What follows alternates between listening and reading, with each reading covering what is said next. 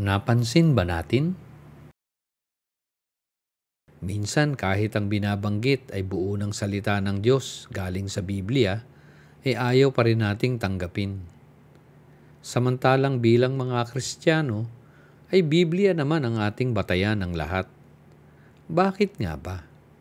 Kasi nga, kapag ito ay sumasalungat sa ating nakatanim ng paniniwala, ayaw na nating tanggapin, kahit silipin man lang upang suriin, lalo't kung lihis sa aral ng ating sinasamahang simbahan.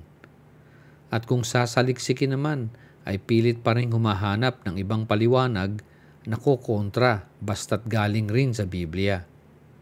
At kapag walang makita ay magwawalang bahala na lang. Huwag na sanang ganito. Sa Diyos na tayo tunay na kumampi. Saan man tayo dalhin ng salita ng Diyos.